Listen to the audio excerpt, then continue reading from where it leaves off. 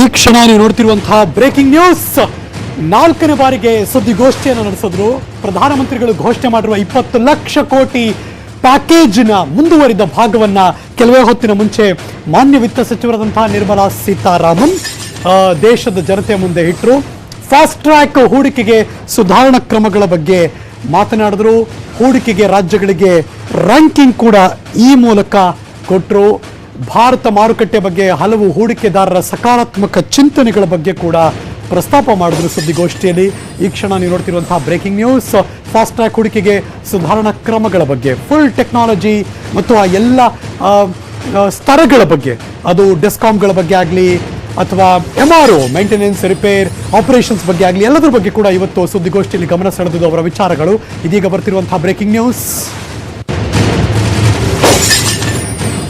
Reforms to fast track investments. In the last couple of months, an empowered group of secretaries has been formed who also looked at project development, and project development cells were formed in various ministries. Ranking of states on investment attractiveness is also being worked out. This will make them compete for new investments. And promotion of champion sectors such as the solar PV manufacturing and so on, the advanced cell battery storage research, these kind of activities are also being given a priority. ರಚನಾತ್ಮಕ ಬೆಳವಣಿಗೆಗೆ ಒಂದು ಆದ್ಯತೆ ಕೊಡುವ ನಿಟ್ಟಿನಲ್ಲಿ ಮಾತಾಡ್ತಾ ಇದ್ರು. ಭಾರತದಲ್ಲಿ ಉದ್ಯಮವನ್ನು ಸ್ಥಾಪಿಸೋದಕ್ಕೆ ಸರಳೀಕರಣ, ಹೂಡಿಕೆಗೆ ಭಾರತದತ್ತ ಜಗತ್ತು ತಿರುಗಿ ನೋಡಬೇಕು. ಹೀಗಾಗಿ ಬೇರೆ ಬೇರೆ ವಲಯಗಳಲ್ಲಿ ಹಲವು ಸುಧಾರಣೆ ತರಲಾಗಿದೆ ಅಂತ ವಿತ್ತ ಸಚಿವರು ಮಾತಾಡ್ತಿದ್ರು. ಭಾರತವನ್ನ ಸ್ವಾವಲಂಬಿ ಮಾಡೋದೇ ಸರ್ಕಾರದ ಮುಖ್ಯ ಗುರಿ. ಭಾರತವನ್ನ ಏಕಾಂಗಿ ಮಾಡೋದು ಸರ್ಕಾರದ ಉದ್ದೇಶವಲ್ಲ. ಪಾಲಿಸಿಗಳು ಸರಳವಾಗಬೇಕು ಅನ್ನೋದು ಹಲವು ವಲಯಗಳ ಆಶಯ ಅನ್ನೋದನ್ನ ಮೆನ್ಷನ್ ಮಾಡಿದ್ರು ವಿತ್ತ ಸಚಿವರು. ಹಾಗಾದ್ರೆ ಪಾಲಿಸಿ ಬಗ್ಗೆ ಏನು ಮಾತಾಡಿದ್ರು ಬನ್ನಿ ತೋರಿಸ್ತೀವಿ.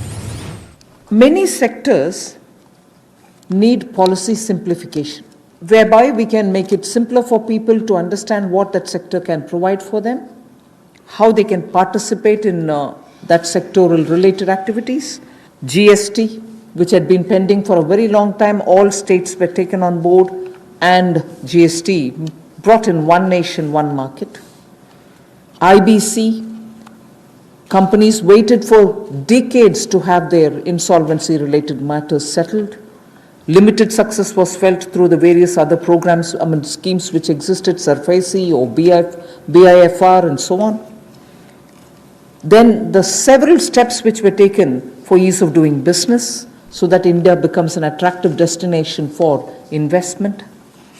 You also had the public sector banks reforms, not only just infusing some equity but also making sure that they become professionally managed, although they are public sector banks and performing well, but still they needed to have more professional. Welcome back. ಕೆಲವೇ ಹೊತ್ತಿನ ಮುಂಚೆ ಮಾನ್ಯ ವಿತ್ತ ಸಚಿವರಾದಂತಹ ನಿರ್ಮಲಾ ಸೀತಾರಾಮನ್ ಅವರು 4ನೇ ಬಾರಿಗೆ ಸುದ್ದಿಗೋಷ್ಠಿಯಲ್ಲಿ ಮಾತಾಡಿದ್ರು. ಅದರ ಹಲವಾರು ಭಾಗಗಳನ್ನು ನಿಮ್ಮ ಮುಂದೆ ಇಡ್ತಾ ಇದ್ದೀವಿ. ಈ ಕ್ಷಣ ಬರ್ತಿರುವಂತಹ breaking news.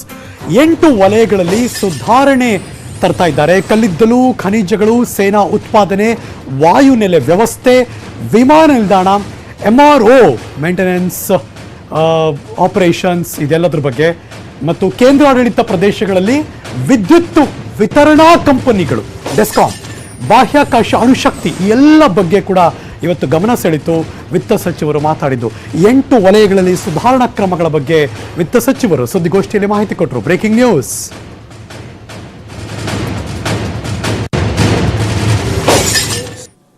The 8 sectors about which we are going to talk, where reforms are being brought in: coal, minerals, defense production. I read out separately the next 3, although they together contribute for flying, airports and also aerospace related matters. Airspace management, airports, MRO, which is maintenance, repair and overhaul. So those 3 all go over to the civil aviation area. Distribution companies in the union territories, power distribution companies in the union territories. Space sector where ISRO and others have been flag bearers for India. Atomic energy. So 8 sectors, but I will be showing you about 10 to 12 slides, all of them explaining each one of these sectors in detail. ಎಲ್ಲವನ್ನ ನೋಡಿದ್ಮೇಲೆ ಅದನ್ನು ಸರಳೀಕೃತಗೊಳಿಸಿ ನಿಮಗೊಂದಷ್ಟು ಮಾಹಿತಿ ಕೊಡಿಸೋಣ ಅಂತ ನಮ್ಮ ಜೊತೆ ನೇರ ಸಂಪರ್ಕದಲ್ಲಿ Shri KC. Raghu ಅವರಿದ್ದಾರೆ, ವಿಶ್ಲೇಷಕರು. Good evening sir, how are you sir? Good evening, thank you. ಇವತ್ತು 4ನೇ ಬಾರಿಗೆ ನಿರ್ಮಲಾ ಸೀತಾರಾಮನ್ ಅವರು ಬಹಳ ಮಹತ್ವದ, ಆದರೆ ಇಡೀ ದೇಶದ ಆರ್ಥಿಕ ಬೆಳವಣಿಗೆಗೆ ಸಂಬಂಧಪಟ್ಟಂಥ ಮತ್ತು ಆ ಎಲ್ಲ ಬದಲಾವಣೆಗಳನ್ನು ರಚನಾತ್ಮಕವಾಗಿ ತರುವಂತಹ ನಿಟ್ಟಿನಲ್ಲಿ ಸುಧಾರಣಾ ಕ್ರಮಗಳ ಬಗ್ಗೆ ಮಾತಾಡ್ತಿದ್ರು. ನಿಮ್ಮ ಫಸ್ಟ್ ರಿಯಾಕ್ಷನ್? ಒಂದು, ಈ ಕೆಲವಾರು ಕ್ಷೇತ್ರಗಳು ಏನ್ ಇವತ್ತು ಇವರು ರೆಫರ್ ಮಾಡಿದ್ರು, ಈ ಒಂದೊಂದು ಕ್ಷೇತ್ರಗಳಲ್ಲಿ ಭಾರತ ದೇಶ ಬಹಳಷ್ಟು ಹಣವನ್ನ ನೀತಿಯ ನಿಯಮಗಳು ಸರಿ ಇಲ್ಲದೆ ಕಾರಣದಿಂದ ಕಳ್ಕೊಳ್ತಾ ಇತ್ತು. ಉದಾಹರಣೆಗೆ ಈ ಕಲ್ಲಿದ್ದಲು ಏನಿದೆ, ಈ ಕಲ್ಲಿದ್ದಲು ಜಗತ್ತಿನಲ್ಲಿ ಅತ್ಯಂತ ಹೆಚ್ಚು ಸ್ಟಾಕ್ ಇರ್ತಕ್ಕಂಥ ದೇಶ, ರಿಸರ್ವ್ ಇರ್ತಕ್ಕಂಥ ದೇಶ ಭಾರತ ದೇಶ. 3ನೇ ದೊಡ್ಡ ರಿಸರ್ವ್ ಕೋಲ್ ಇರ್ತಕ್ಕಂಥ ದೇಶ ಭಾರತ ದೇಶ. ಸಾಮಾನ್ಯವಾಗಿ ಹೇಳೋದು, ಇನ್ನೂ 400 ವರ್ಷದವರೆಗೂ ನಮ್ಮ ದೇಶದಲ್ಲಿ ಕಲ್ಲಿದ್ದಲು ಇದೆ, ಅಷ್ಟು ಬಳಕೆ ಮಾಡುವಷ್ಟು ಕಲ್ಲಿದ್ದಲು ನಮ್ಮ ಭಾರತದಲ್ಲಿ ಇದೆ ಅಂತಕ್ಕಂಥದ್ದು. ಆದ್ರೂ ಸಹ ನಾವು ಸುಮಾರು 250 ಮಿಲಿಯನ್ ಟನ್, ಅಂದ್ರೆ 1,70,000 ಕೋಟಿಯಷ್ಟು ದುಡ್ಡು ಖರ್ಚು ಮಾಡಿ ವಿದೇಶದಿಂದ ಕಲ್ಲಿದ್ದಲನ್ನ ನಾವು ತರಿಸ್ಕೊಳ್ತೀವಿ, ಆಮದು ಮಾಡ್ಕೊಳ್ತೀವಿ. ಆ ಆಮದಿಗೆ 1,70,000 ಕೋಟಿ ಖರ್ಚು ಮಾಡಬೇಕಾಗಿಲ್ಲ. ಇಲ್ಲಿ ಇರೋ ಕಲ್ಲಿದ್ದನ್ನೇ ಉಪಯೋಗಿಸ್ಕೊಂಡ್ರೆ ಸಾಕು. ಆ ಉಪಯೋಗಿಸಿಕೊಳ್ಳೋದಿಕ್ಕೆ ಕೋಲ್ ಇಂಡಿಯಾ ಗವರ್ಮೆಂಟ್ ನ ಕಂಪ್ಲೀಟ್ ಕಂಟ್ರೋಲ್ ಇರೋದ್ರಿಂದ ಬಳಕೆ ಮಾಡುವಲ್ಲಿ ನಾವು ವಿಫಲರಾಗಿದ್ದೇವೆ.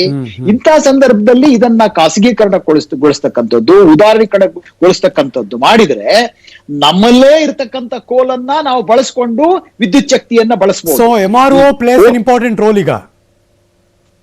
MRO air traffic, airline aircraft repair ಮಾಡೋದಕ್ಕೆ ಇರತಕ್ಕಂಥದ್ದು.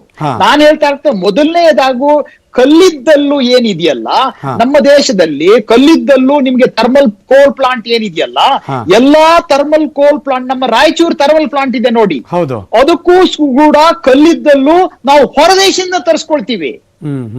ದೇಶದ ನಮಗೆ ಸುಮಾರು ಬೇಕಾಗಿರ್ತಕ್ಕಂಥದ್ದು 100 ಮಿಲಿಯನ್ ಟನ್ ಅಂತ ಹೇಳ್ತಕ್ಕಂಥದ್ದು, 1000 ಮಿಲಿಯನ್ ಟನ್ ಅಂತ ಹೇಳ್ತಕ್ಕಂಥದ್ದು. ಅದು ಹೆಚ್ಚಿನದನ್ನ ಕೋಲನ್ನ ನಾವು ಇಲ್ಲಿ ಇದ್ದು ಕೂಡ ನಾವು ಏನ್ ಹೇಳ್ತಾ ಇದ್ದೀನಿ, 1,70,000 ಕೋಟಿಯಷ್ಟು ದುಡ್ಡನ್ನ ಇಲ್ಲಿರೋ ಮಾಲನ್ನೇ ಹೊರದೇಶದಿಂದ ತರಿಸ್ಕೊಳ್ತಾ ಇದ್ವಿ. ಅದು ಲೋಕಲ್.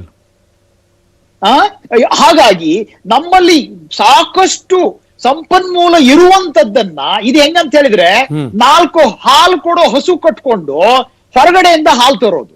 ಹೌದು, ಅದು ಬೇಕಾಗಿರಲ್ಲ. 1,70,000 ಕೋಟಿ ಬಹಳ ದೊಡ್ಡ ಮೊತ್ತದ ಅಮೌಂಟ್. ಯಾಕೆ ಸರ್ ಇದು ಇವಾಗ ಎಚ್ಚೆತ್ಕೊಂಡಿದ್ದಾರೆ ಇದಕ್ಕೆ? ಹೌದು, ಇದನ್ನು ಮೊದಲೇ ಎಚ್ಚೆತ್ಕೊಳ್ಬೇಕು. ಆದ್ರೆ ಕೆಲವು ಕಡೆ ವೈರಸ್ ಬಂದು ನಮ್ಮನ್ನ ಇಷ್ಟೆಲ್ಲ ಮಾಡಿದ್ಮೇಲೆ ಇಲ್ಲ ಈಗ ನಾವು ನಮ್ ಲೋಕಲ್ ಬಳಸ್ಕೋಬೇಕು ಅಂತ ಅನಿಸ್ತಾ ಅಂತ ನನ್ನ ಪ್ರಶ್ನೆ. ನೋಡಿ, we won't fix it until it breaks it ಅಂತ, ಅಂಟಿಲ್ ಇಟ್ ಇಸ್ ಬ್ರೋಕನ್ ಅಂತ. ಆರೋಗ್ಯದ ನೆನಪು ಯಾವಾಗ ಆಗುತ್ತೆ ಅಂದ್ರೆ ಕಾಯಿಲೆ ಬಂದಾಗಂತೆ. ಸೊ ಹಾಗೆ ಕೆಲವು ಸಾರಿ ಇದು ನಮಗೆ, ಆದ್ರೆ ಕೆಲವು ಸಾರಿ ಈ ರೀತಿ ಇದು ಒಳ್ಳೇದಲ್ಲ. ಅಂದ್ರೆ ಬಾಯಾರಿಕೆ ಆದಾಗ ಬಾವಿ ನೆನಪು ಆಗಬಾರ್ದು ಅಂತಾರೆ. ನಮಗೆ ಸಿದ್ಧತೆ ಇರಬೇಕು. ಏನೇ ಇರ್ಲಿ, ಭಾರತ ದೇಶ 1991 better late than never. So ಹಾಗಾಗಿ ಈ ಕೋಲನ್ನ, ಅದರಲ್ಲಿ ಏನಾಯ್ತು, ಇದು ಹೊಸದಲ್ಲ. ಜನವರಿ ತಿಂಗಳಲ್ಲಿ ಇದನ್ನ ಲಿಬರಲೈಸ್ ಮಾಡಿ ಆಕ್ಷನ್ ಮಾಡಿದ್ರು 40 ಬ್ಲಾಕ್ಗಳನ್ನ ಕೋಲನ್ನ. ಆದ್ರೆ ಯಾರು ಬರ್ಲಿಲ್ಲ. ಕಾರಣ ಏನಂದ್ರೆ, ನಾವು ಖಾಸಗೀಕರಣ ಮಾಡಿದ್ರಲ್ಲೂ ಕೂಡ ಕೆಲವು ನ್ಯೂನ್ಯತೆ ಇತ್ತು. ಆ ನ್ಯೂನ್ಯತೆ ಇದ್ದಿದ್ರಿಂದ ಯಾರು ಬಂಡವಾಳ ಹೂಡೋದಕ್ಕೆ ಅಲ್ಲಿ ಬರ್ಲಿಲ್ಲ. ಹಾಗಾಗಿ ಆ ನ್ಯೂನ್ಯತೆಗಳನ್ನ ತೆಗೆದು ಹಾಕಿರೋದ್ರಿಂದ ಈಗ ನೀವು ನೇರವಾಗಿ ಇದಕ್ಕೆ ಬಂಡವಾಳ ಹೂಡಬಹುದು. ನಮ್ಮ ಕಲ್ಲಿದ್ದಲನ್ನ ನೀವು ಖಾಸಗಿಯವರು ಗಣಿಗಾರಿಕೆ ಮಾಡಬಹುದು, ಖಾಸಗಿಯವರು ಗಣಿಗಾರಿಕೆ ಮಾಡಿ ವಿದ್ಯುತ್ ಶಕ್ತಿಯಾಗೂ ಬಳಸ್ಕೋಬಹುದು. ಬೇರೆ ರೀತಿಯಲ್ಲಿ ಅದು ವ್ಯಾಪಾರೀಕರಣದ ಉದ್ದೇಶ ಅಲ್ಲಿ ಬಂತು ಹಾಗಾಗಿದ್ರೆ. ಹೌದು. ಅಂದ್ರೆ ಏನಂದ್ರೆ, ಮುಖ್ಯವಾಗಿ ನಮ್ಮಲ್ಲಿ ಇರುವ ರಿಸೋರ್ಸ್ ಅನ್ನ ಇಟ್ಟುಕೊಂಡು ನಾವು ಫಾರಿನ್ ಇಂದ ತರೋದು ಮೂರ್ಖತನ. ಓಕೆ ಸರ್, ನಾವು ಪ್ಲೀಸ್ ನಾವು ಇನ್ಫ್ಯಾಕ್ಟ್ ಎನರ್ಜಿ ಎಕ್ಸ್ಪೋರ್ಟ್ ಮಾಡೋ ಲೆವೆಲ್ಗೆ ಹೋಗ್ಬೇಕು. ಈಗ ನೋಡಿ, ಇನ್ನೊಂದಿದೆ ನಿಮ್ಗೆ, ಈ ಕಲ್ಲಿದ್ದಲನ್ನ ಸರಿಯಾಗಿ ಬಳಸ್ಕೊಂಡ್ರೆ ನಿಮಗೆ ಕಚ್ಚಾ ತೈಲವನ್ನು ಕಮ್ಮಿ ಮಾಡಬಹುದು. ಈಗ ಕಚ್ಚಾ ತೈಲಕ್ಕೂ ನಾವು ಸುಮಾರು 11-12 ಲಕ್ಷ ಕೋಟಿ ಖರ್ಚು ಮಾಡ್ತೀವಿ. ಕಚ್ಚಾ ತೈಲದ ಮೇಲೆ ನಾವು 87% ಅವಲಂಬಿತರಾಗಿದ್ದೀವಿ ಬೇರೆ ದೇಶಗಳ ಮೇಲೆ. ಹೌದು. ಹಾಗಾಗಿ ನಮ್ಮಲ್ಲಿ ಎನರ್ಜಿ ಸೋರ್ಸ್, ಈ ದೇಶದಲ್ಲಿ ಅಪಾರ ಮಟ್ಟದಲ್ಲಿ ಇರ್ತಕ್ಕಂತ ಎನರ್ಜಿ ಸೋರ್ಸ್ ಅನ್ನ, ಈ 400-500 ವರ್ಷಕ್ಕೆ ಇರ್ತಕ್ಕಂತ ಎನರ್ಜಿ ಸೋರ್ಸ್ ಅನ್ನ ನಾವು ಸಾಮಾನ್ಯವಾಗಿ ಹೇಳೋದು, ಇನ್ 400 ವರ್ಷದ ಮೇಲೆ 500 ವರ್ಷದಲ್ಲಿ ಏನು ಅಂತ ಕೆಲವು ಪ್ರಶ್ನೆ ಕೇಳ್ತಾರೆ. ಆ ಟೈಮಿಗೆ ಶಕ್ತಿಯನ್ನು ಬಳಸುವ ವಿಧಾನಗಳೇ ಬದಲಾಗಿರ್ತವೆ. ಸೂರ್ಯನ ಕಿರಣಗಳನ್ನೇ ಹೆಚ್ಚಾಗಿ ಬಳಸುವಂತದ್ದಾಗ್ಬೋದು, ಗ್ರೀನ್ ಎನರ್ಜಿ ಹೆಚ್ಚಾಗ್ಬೋದು ಅನ್ನೋದೆಲ್ಲ ಆಲೋಚನೆ ಇರ್ತಕ್ಕಂಥದ್ದು.